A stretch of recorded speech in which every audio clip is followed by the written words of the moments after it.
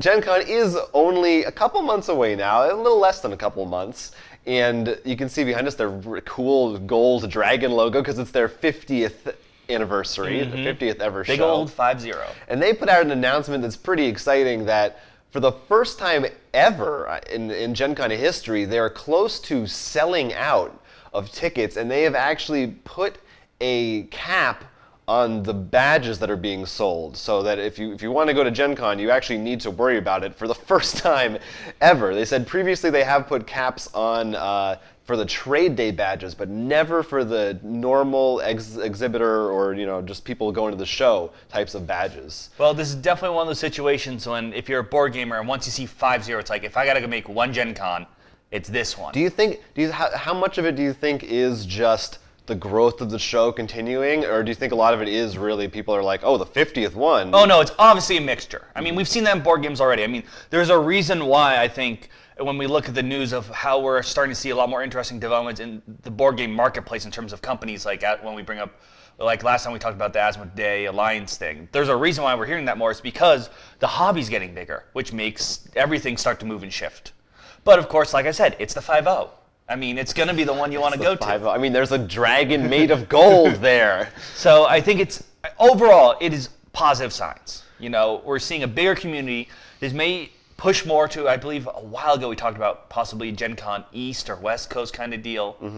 But it's going to be interesting to see, since this is big, how the PAX Unplugged's going to do. Because that is also that's in the East Coast and might be maybe even a partnership with them, like that will be their East Coast showing or something. I don't know. Definitely glad to see more board gamers coming out. Yeah, well, it's certainly going to make them a lot of money. Well, do you see how much gold's there?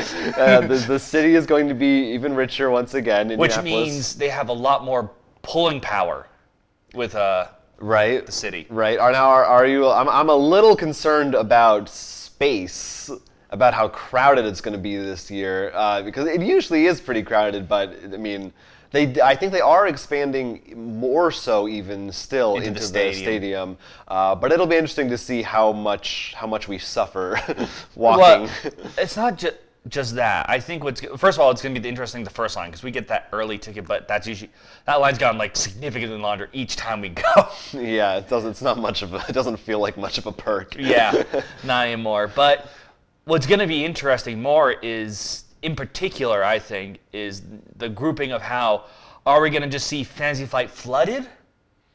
Because like the Asmodee, has a lot of the really big ones, or is there going to be some weird reverse thing going on? That's why I want to see, like, if this is the biggest crowd, will everything just grow equally? Will one company get swarmed? Will the reverse happen? Yeah, that's what I'm excited. That's interesting. Yeah, where are people going to go? Maybe there'll be just more people at like the panels and the show kind of places, or the game library type places.